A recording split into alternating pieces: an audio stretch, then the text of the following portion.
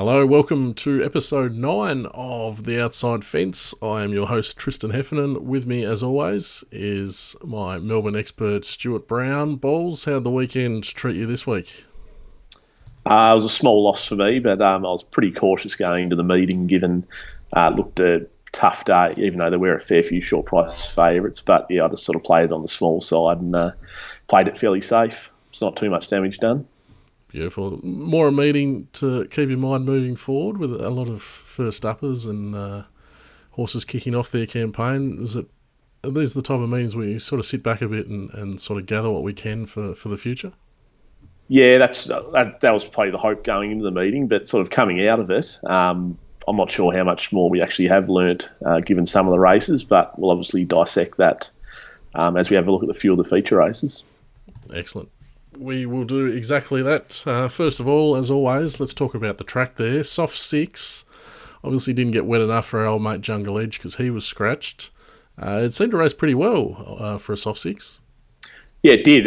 It was sort of an improving track through the day, but there was no sort of huge either sort of advantage or disadvantage based on the track. If anything, sort of hard on the inside. Probably wasn't the place to be, but it wasn't impossible to sort of run a race if you were on the inside there. So, a lot of the races were sort of tempo related as far as how they played out. Yeah, I do tend to agree with you. Hard up against the inside. We'll see from a few of these replays that the horses were just getting off ever so slightly in the straight. We're going to look at 3 races like we usually do. First of all, obviously the main race was the PB Lawrence Stakes over 1400. With some really big name first uppers involved, Regal Power, Arcadia Queen, Mystic Journey, but they were all upstaged by Savatiano. Now, I think the major talking point out of this race was the tempo. Before we go to the replay, let's discuss Streets of Avalon's tactics. You've got some quotes to read us out from pre-race balls, and we'll find that things didn't quite go to plan here at all. Yeah, so going into the race from a personal point of view, I expected there to be a genuine tempo. There was Streets of Avalon, who likes to lead and generally roll along. There was Morrissey, who was sort of hard and fit, and also Sir Coney, who was hard and fit, and he likes to, especially at 1400, he would like to have made it a test as well.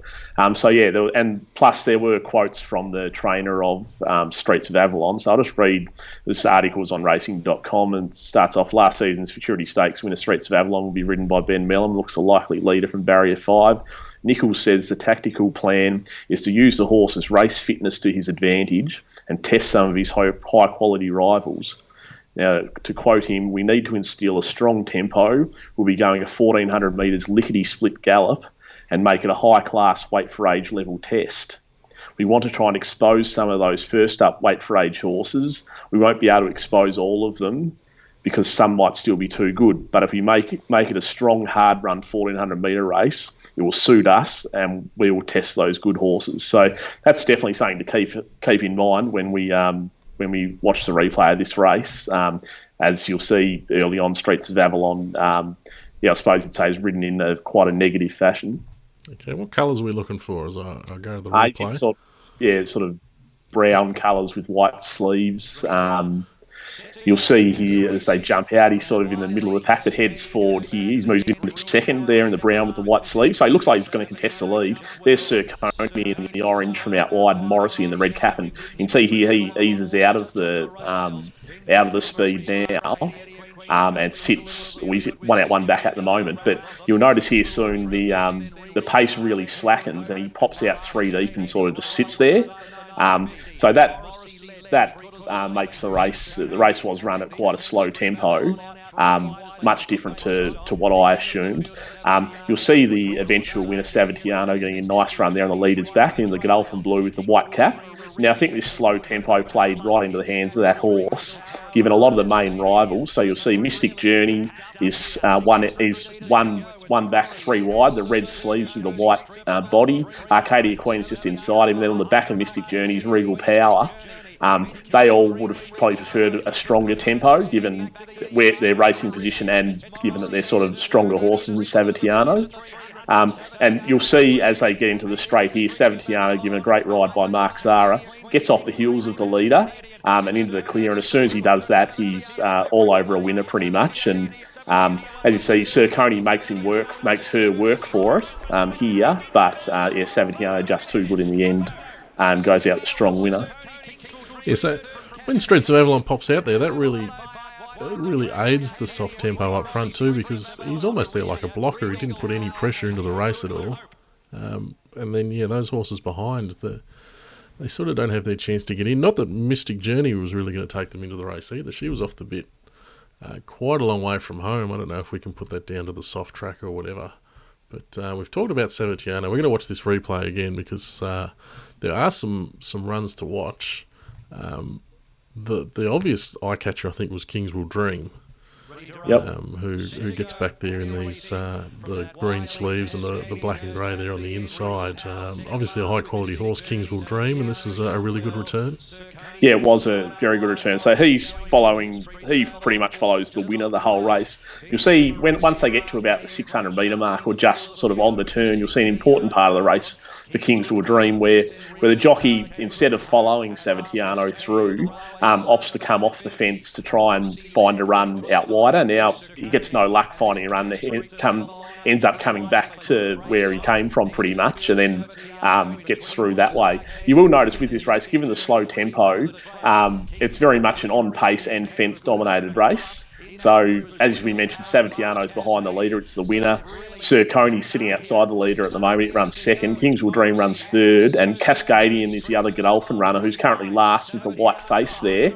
It gets up along the inside and runs fourth. Whereas a lot of those horses that was either sitting wide or made their run wide just never really got the chance to get into the race, given the tempo and sort of the sprint from about the 600 metre mark.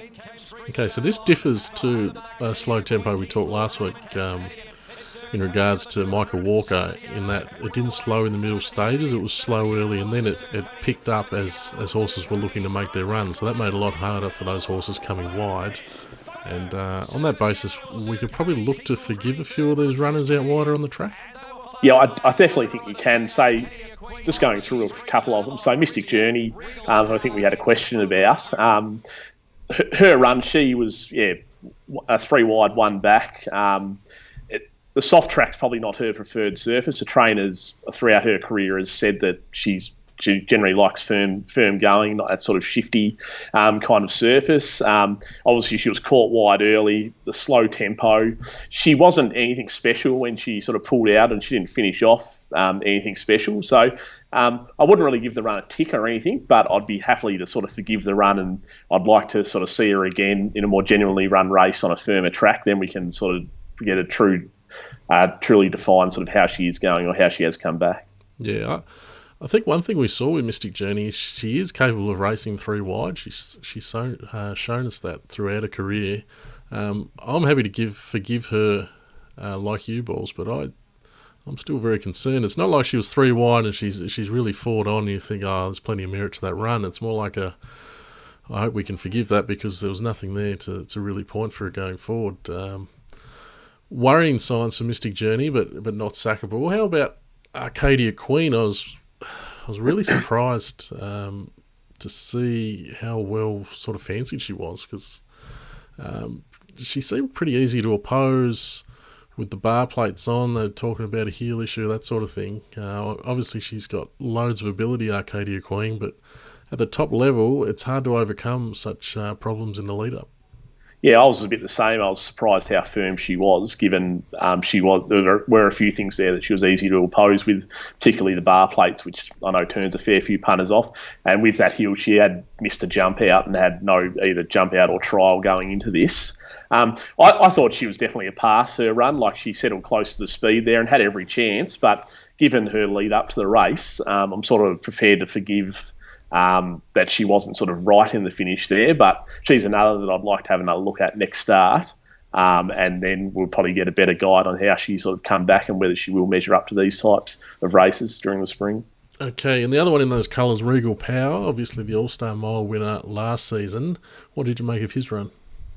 Yeah, he was just fair at best.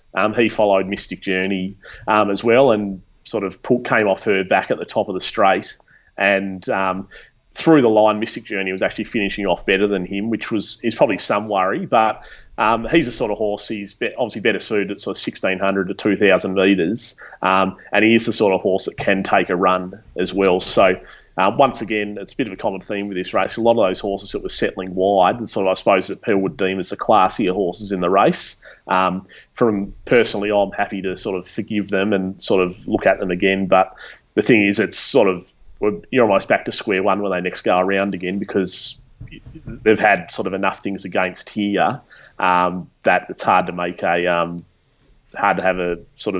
a decision on how they are going at this stage. Okay, so you sort of hinted this in the intro. We haven't really learned a whole lot from this. We could almost throw this form in the bin. I'm getting the feeling. Kings Will Dream, obviously we can take out of the race. Savatiano, is she... these 1,400 metre races we've got at Caulfield, are they going to be her absolute go all through the prep?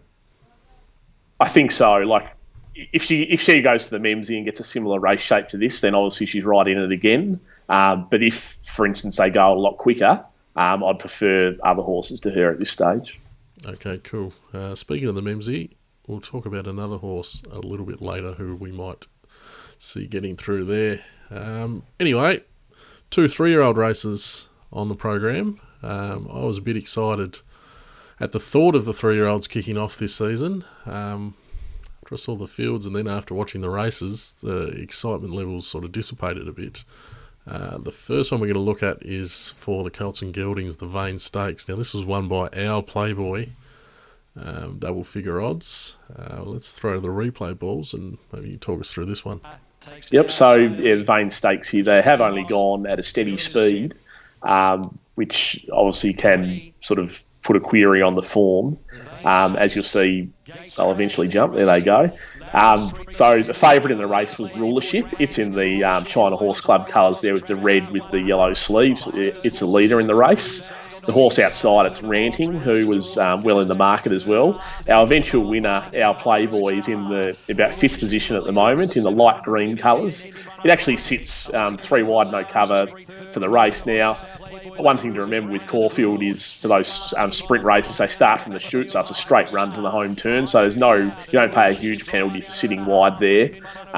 So as you'll see, and the other horse I suppose to note in the race is Hydro Star. He came in the race with a big spruik. It's the horse pulling out widest now around the home turn, and he's getting just wobbling around the home turn there. But as they come to the straight here, you'll see Rulership's under pressure, and Ranting sort of half looks the winner at this point. He travels up well, puts pay to Rulership, but as soon as he does that, our Playboy with a pretty decent turn of foot comes down the outside, and visually it was a fairly impressive win. Now, on the clock, as I mentioned, they've only gone sort of at a steady speed in this race. He has run the best last 400 of the meeting and the third best last 200 of the meeting. So the times are there on a pretty strong day that he has run well. As mentioned, the favourite in the race was Rulership. It led and was pretty well backed and had every chance to my eye. So the jury is out big time with that horse. It's sort of had a career of short SPs. It's been a highly spruiked horse through the Blue Diamond when it was a 2-year-old, and it hasn't quite lived up to expectations, I don't think. So it's probably a hard horse to follow now, considering it's got that career of short SPs and it's sort of got the fashionable connections, trained by the Snowdens, and obviously will generally have a good jockey on. So it's probably a hard horse to follow from here, and not one that I'd be looking to back at least next start. Yeah, really disappointing. Rulership did seem to have that race on a bit of a platter to my eye. I find it hard to sort of take anything away from the winner there, our Playboy. Is there a run from back in the field that maybe we can find here, or we can watch it through on the second run of the replay? Yep, I tend to agree with our Playboy. Like all honours, it's that wide, ran good sectionals, and obviously won the race. A horse that didn't figure in the placings, but I thought ran fairly well, was Brander's Rule. Now, it was having its first start for Peter Moody. It's back on the fence there in the blue colours with the yellow calf, sort of second or third last at the moment. it was from the Mitch Beer stable, first start for Peter Moody, and it ran on okay at the finish. It's run the 15th best last 200 of the meeting and the 8th best last 400, so it hasn't run too bad. It sort of had a bit of an uninterrupted run through, but it's a horse, once the distance get a bit longer, it'll be better suited. Another horse to keep an eye on here, Hydro Star. So it's in those orange colours out wide on the track at the moment, hanging around the home turn.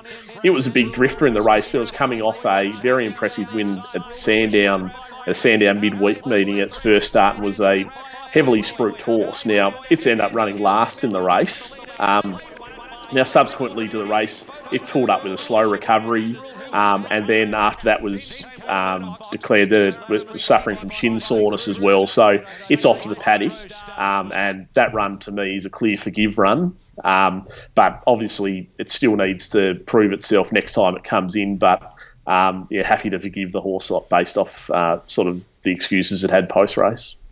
Yeah, I think that's very good advice there. Just forget he went round Hydro Star. All right, I'm only taking... Well, you've thrown up Brander's Rule for us in a Super race and our Playboy. That'll do me for that race, I think. To be honest, like this probably... The horses in this race...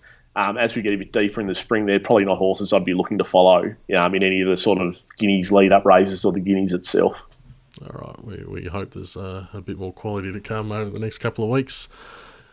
A similar theme maybe for the fillies, Balls. This was the Quezette Stakes, and it was won by a filly by the name of Bella Nipotina at big odds as well. What did you make of this race? Yep, so they've gone along at a genuine speed in this race, and Bella Nipotina's in jumps well. It's in sort of the yellow colours with a purple hat there in the middle of the line, going up towards the lead now. It sits outside the leader, and as I mentioned, they've gone along at a genuine speed here. So all honours really with the horse. It's a dominant win. It's sort of given nothing else a chance. Now, the favourite in the race was Parlophone from the Mick Price stable. Now, I'll point this out once we run through it for a second time, but it's sort of last in screen at the moment, the green colours getting up on the inside. It wanted to buck at the start, which is becoming a bit of a trend for the horse, particularly when Damien Oliver rides it. So it's sort of, the jury's out a bit on that horse, especially as a betting proposition, given its behaviour. The other horse of big interest in this race was Agreeable. It's in the red cap, in the white sleeves with the white blaze, sort of making its run through the field now. It eventually runs fourth. It's the best closer in the race. It's run the equal best last 200 of the meeting. It's probably the only horse in the race that I'd really want to jot down and be interested in from a future perspective. It's definitely a horse that wants further, based off that run and also its debut win at Geelong. It's I think they're on a 1,000 guineas path with the horse. And it's definitely, from the Victorian fillies, it's one that I think you can follow. I'd assume it'll eventually get to the Guineas Prelude, which is 1,400, and then the Guineas itself 1,600. So at this stage, it's a horse you can follow in those types of races. Okay, so that was its second start, Agreeable? Yeah, its first start, it was an impressive winner at Geelong. Yeah, excellent. So there's plenty of scope there. Not so much maybe with the winner, which was at its 8th run. I'm going to run through this replay again. Keep an eye on Parlophone here in those green colours. So you'll see it just slipping out the back now in the dark green colours. And you'll see now it's starting to buck a bit. It just sort of goes out of screen a bit. But Damien Oliver riding the horse, and he is trying to get it to go, but it's only interested in bucking. As I mentioned, the other two times Oliver had ridden the horse, it actually did similar. So possibly he won't be on the horse ever again, but it's sort of hard to resist if Oliver wants to ride your horse. But it will now have to trial to Stewart's satisfaction given those antics. And it's sort of the fact it did start a short price favourite in this race, sort of, I suppose, will be a bit of a drag on its next start. SP, it's probably a hard horse to back if it's going to be favourite in a race, given you're not sure sort of what horse is going to turn up. Hard horse to back, but it is going to be firm I assume it's going to be pretty firm in the market, because people see the bucking, and it's done a pretty good job to get where it was. Hard up against the inside probably wasn't ideal either. It's very easy, if you are prepared to forgive it bucking, to make a case for it next time. But it's run. given what it did at the start, it's run a very good race. Like, it's run the best last 800 of the day and the second best last 600. So it sort of worked to get into the race. So it's still run well, but you obviously don't get paid for if you play up at the start and then you do run well, you still do your cash. Yeah, that's sort of where I was going with that. You're not going to have to chase it out in the market next time. There's going to be enough support, I reckon, for it that if you are happy to pot it on its behaviour, you're going to get your chance to take it on again. I think Parlophone. So it looks like we're taking away Agreeable. That's about it for me for the 3 odds. Like the Colts and Geldings race, I don't think this is a particularly strong race. As you mentioned, Bella Nipotina was quite a busy 2-year-old season. It didn't manage even to win a race, even though it was running in sort of a lot of the better races. But the fact it's sort of a horse without huge scope and it's won quite easily there, to me is a bit of a pot on that race. Yeah, fair call. Congratulations to the owners, but this is a punting show, and from our perspective, that might have been the chance if you are a Bella Nipotina fan to get the chocolates. That's our review there of Caulfield done and dusted, but we are going to have a discussion on a couple of the other races. Now, first of all, we've got a question in from noted Twitter stalwart Adam Upton. Thoughts on Tshahitsi? Not a bad run. Would you aim him at Tassie Weight for Age races? We might just touch on his prospects for Melbourne. One of my massive favourite horses, Tshahitsi, due to a nicely priced win in the Newmarket down here a few seasons back. He was first up in the Regal Roller Stakes balls. Wasn't overly fancied in betting, but what did you think of his performance? Yeah, I thought he showed enough. He sort of sprung the gates, which was a good sign. He was quite keen to race early in the race. And he was sort of with them on the turn and just tired a bit late, but he wasn't beaten too far. And I think it was a fairly respectable first up run, considering he only really had one other start in about the last 11 months as well. So I'm sure he's a bit ring rusty and needed the match practice. So that sort of run will do him the world of good. Now, as far as what he's suited to over there, obviously it's a fairly hot time of the year. It's hard to find too many perceived easy races, but something, I suppose, a race, maybe you might have another run at 1,200 fitness, but then step up to 1,400 seems to be a good distance for him, and maybe a touch easier race. He can be figuring sort of somewhere in the finish, I think. Yeah, I did like his trial before he went over Tshahitsi. I think that was a good sign that he might be in for a handy prep as well, and we do know he's up to a reasonable level in Melbourne, given his past performances. Yeah, that's a listed grade. I think he's sort of his level, open handicap listed grade. He can measure up sort of once he's fully fit and gets up to that sort of 1,400 metre, even mile distance. Yeah, absolutely. There you go, Boogle.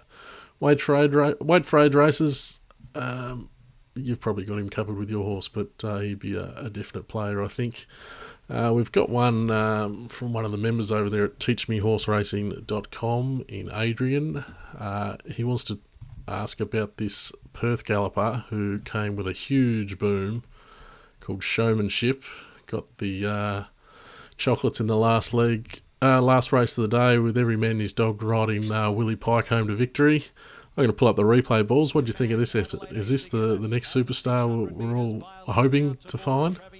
He possibly could be. Now, he's sort of third, fourth last there in the famous pink and white colours that many people will know that Willie Pike sort of gets around on in Perth a fair bit. So in the lead up to this race, they've only sort of gone at a fairly soft tempo, and he's well back in the field. And not a lot of horses have sort of made that wide run and made ground down the middle throughout the day. So he was sort of set a bit of a task, but I think punters knew that was sort of where he was going to be in the run. But as you can see here, he finishes off strongly and gets up late in the race to beat Travie, my friend. Now, he's only just beaten Travie, my friend, he's no superstar. He's a solid, honest horse. But I think the impressiveness of the win was the fact that he made ground when not many sort of were, and given the slow tempo of the race. And he's also run the fastest last 200 of the meeting, which is a big effort considering the cattle that was going around on the day. Plenty of sprint races, and that was over 1,400 last race of the day. So, for me, that that run was a massive tick for him, and he's a horse. I suppose it's sort of he's got unbelievably short SPs throughout his career, winning in Perth at sort of Winks type odds like $8, $12, things like that. So he was pretty much even money on Saturday. So he's never going to be the horse that you're going to get too much of a price about. But he's the most interesting horse as we sort of we go through the spring. We did mention the Memsey before. If they went in the deep end, what sort of SP do you reckon we'd be looking at there? I'd say he'd be near favourite, to be honest, in even a Memsey, even though it is a weight for age race. But not knowing the makeup of the field off the top of my head, but I'm assuming a fair few from the Lawrence would probably head there. I know Bohemoth from Adelaide, who was an impressive winner on Saturday, would be heading there. But Showmanship would be right at the pointy end of the market there. It'd be quite interesting to see who Pike would choose to ride, given if, say, Regal Power and Arcadia Queen go round as well, assuming he'd get first option at all of them. Yeah, okay. There's a bit of interest then to take out the day, which might be fair to say was a little bit of a letdown, given we're itching for spring to fire up. But it's good to see some of the good horses coming back anyway. We are going to wind up Caulfield there, and we're going to go into takeaway of the week. We're going to be a bit lazy this week, Bowles, rather than come up with something of our own accord. We had a heap of questions through this week, so we might run through a couple more for our takeaways. The first one is from another legend on Twitter there, Claire Pettit, who sent in a question for us, asking our thoughts on dead weight over heavier jockeys. Now, that's a good question. If you don't know what dead weight means, that's the extra weight a jockey carries with them in the saddle to ensure the horse carries the right weight when the jockey doesn't weigh enough. So if a horse has 60 kilos, say, and the jockey usually rides at 50 kilos, there'd be 10 kilos of dead weight being carried. If the jockey would usually ride it at 60 kilos, a bit of a heavyweight rider, then there'd be little to no dead weight being carried around. Now, the theory with that is that a jockey can distribute all of his or her weight as he sits and moves and rides with the horse, rather than having it all sitting there in the saddle. And that fact is sort of a bit of an obvious advantage, that they can distribute all that weight evenly, but how much of an advantage, that's probably a bit harder to quantify.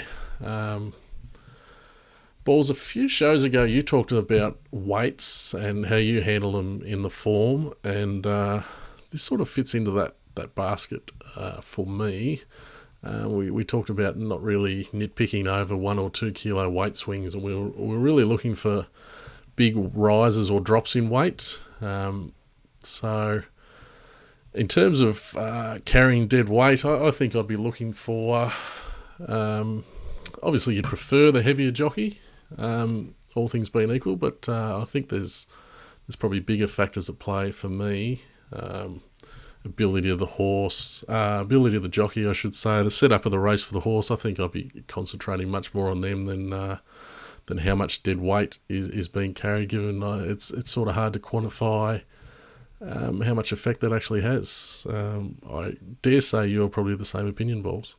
Yeah, I certainly am. Obviously, as I mentioned a few shows ago, sort of I'm not too interested in weights as far as variables in a race. It's sort of down the lower end for me. Dead weight carried by a horse is probably similar.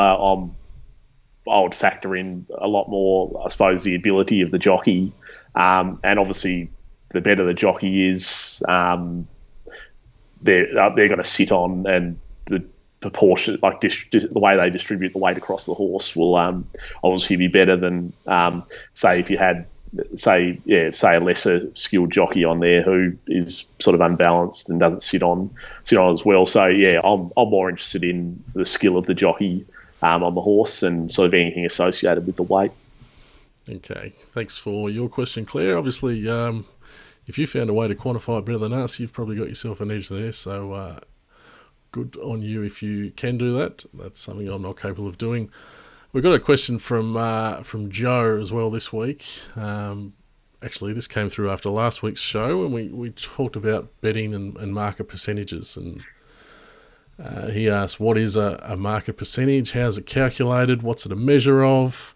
Do either of you have a percentage threshold as a rule where you just won't bet once a certain percentage is reached? So we said we'll give you a quick rundown here, Joe. This can get a little bit mathematical. I'll try not to be too heavy. Basically, the market percentage is just the sum of the implied chance of winning for every horse in the race based on the odds that are being offered. So to break that down a little bit, we'll talk about implied chance of winning based on odds. We can work this percentage out by taking 100 and dividing it by the horse's odds. So for example, if the horse is paying $2, 100 divided by 2 is 50. So a $2 chance implies the horse will win the race 50% of the time. Another example, a horse paying $4, we take 100 divided by 4. The $4 price implies that the horse will win the race 25% of the time. So to get the market percentage, work that percentage out for each horse, add them all up, that gives you your total. In theory, the sum should equal 100%, which makes sense. One horse winning the race, 100% chance. That would be a true market. That's probably why you hear people talk about pricing their own markets to 100%. In reality, bookmakers operate at greater than 100% because that's where they get their margin.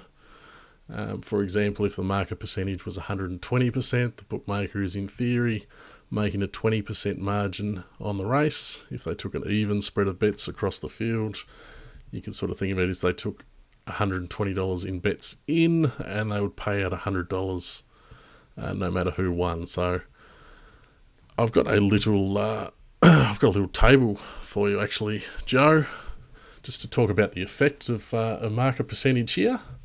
We've got a bit of a made-up race here on the left, and just to show the difference between sort of 100% market all the way through to 130% market, you can see there.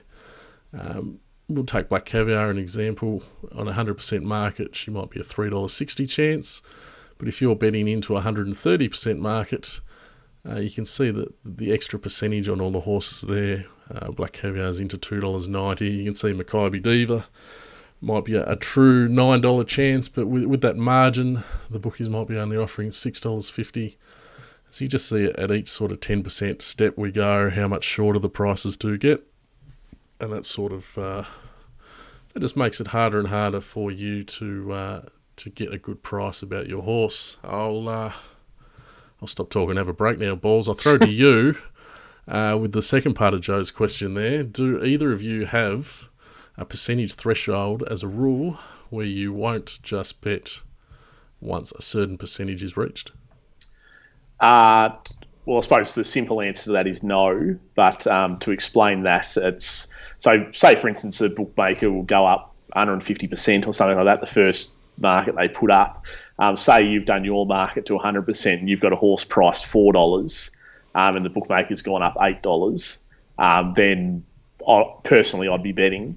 I'll be backing that horse. Now, obviously, the greater the percentage is, the less likely that you're going to be able to find those sort of over-rounds based on your own prices. But obviously, if the opportunities are still there, I wouldn't let the market percentage put you off sort of backing individual horses, given that they can still make mistakes even when they go up at those big percentages. But yeah, as far as the market as a whole goes, obviously that percentage, the closer it is to 100, the more chance or the more beneficial or more advantageous in a way it is for the punter.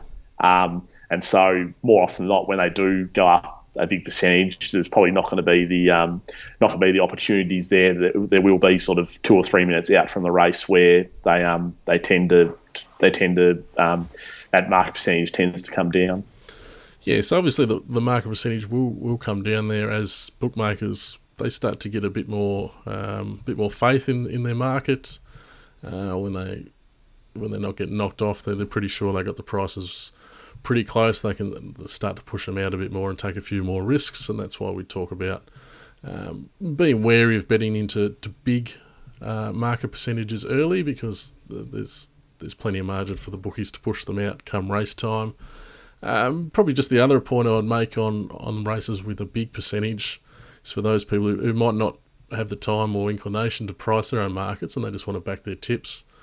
You might see say the fifth pick in the race is $7 and think, well, that's a better chance than the fourth pick and the third pick there, so that $7 seems pretty good value. But if the market percentage is up around 135, 140 even, it might be better value than the third and fourth picks, but it still might be under its true odds just with that high margin that you're sort of working with. So that's just something to keep in mind as well. But long story short, keep taking good prices, Joe. You'll be fine. Don't worry about it. Thank you for you and for everyone else who sent in a question. Really informative group of questions there I think we had this week, Balls. But we're going to look on towards Moonee Valley now next week. We've got a couple of reasonable races hopefully on the way. Yeah, it's not the greatest meeting I've ever seen, but there's a couple of listed races there on the card. The Carline Stakes over 1,000 metres, sort of for the older sprinters. There'll be sort of generally a few handy resumers in that race. I know the impressive winner from the other week, Brooklyn Hustle, will be going around in that. And also the Mitchell Mackenzie for the 3-year-old Colton Geldings over 1,200. I remember Brutal won the race. He's probably 2 or 3 years now, so it can throw up a good horse. One thing to really keep an eye out for this week, the rail's out 5 metres at Moonee Valley. And I know traditionally with this meeting, I'm pretty sure they always have the rail out. I can definitely remember it has been quite leaderish at this meeting in past years. So that's definitely rail out 5 metres. Generally, you want to be looking for horses that are on speed and close to the fence at Moonee Valley. The only other thing, there's rain forecast all week and on race day as well. So if that does hit, then it might even